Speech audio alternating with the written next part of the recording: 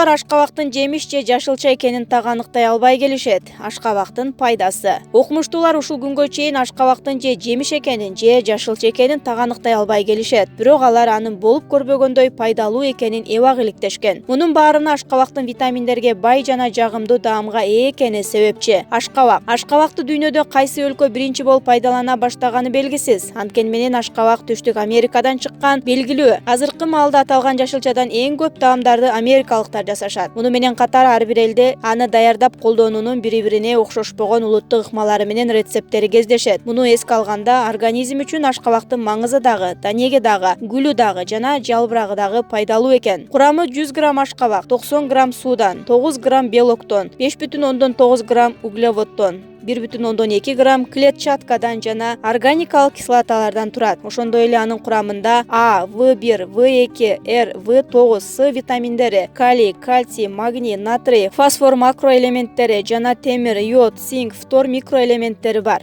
Ушул эле 100 грамм ашкабак орточо 25 килокалорий баалуулукка ээ. Бул пайдалуулуктар организмге таасир этиш үчүн аталган жашылчаны жаңы кезинде сууга бышырылган, куурулган, бууга бышырылган шире, пюре менен повидло түрүндө даярдап жей берүү керек. Саламаттыкта уйкусуздукка кабылганда 1 стакан жаңы сыгылган ашкабак ширесине 2 чай кашык бал кошуп жатарда ичүү керек. Циститтен арылуу үчүн күнүнө 2 жолу ботко катары даярдалган ашкабакты 50 граммдан жесе болот. Ушундай эле максатта күн сайын 2-3 стакан жаңы сыгылган ашкабак ширесин ичип турууга да мүмкүн. Ашкабактын семичкелерин көбүрөөк чагып жеген эркек кишинин потенциясы жакшырат. Маал-малы менен ашкабакты тамак катары даярдап жеп туруу аркылуу жүрөк кан тамыр ооруларынын алдын алууга болот. Ачкарын ашкабактын семичкелерин чагып жеген шартта ичегедеги ар кыл курттар өлүп жоголот. Ашкабактан жасалган даамдар кандын курамындагы холестеринди кубалоого эгедир. Ашказан ичеге тутумунда көйгөйү барлар ашкабакты сууга бышырып жесе болот. Бирок бул гастрит жана ашказан жарасы үчүн эмес. Бул жашылча ич катууну дагы жөнгө салат. Ашкабактын семичкесиндеги А, В, С витаминдери жүрөктүн иштешин жакшыртууга шарт түзөт. Ал үчүн аларды кооруп, тазалап, бал менен аралаштырып, андан күнү эртең менен ачкарын 1 аш кашыктан жеп жүрүү керек. Зыяндуулугу: гастрит, ашказан жарасы жана кант диабети менен ооруп, бул дарттардан жабыркап жүргөн адамдарга ашкабак жана ашкабактан жасалган даамдарды жегенге болбойт. Себеби аталган жашылча күчтүү кычкылдандыруучу сапатка ээ. Ал организмдин кычкыл чөйрөсүнүн тең салмактуулугун бузуп жиберет. Ошондой эле ашкабак семичкесин көп чагуу да зыян деп айтылат. Ал тиштин эмалин жабыркатат.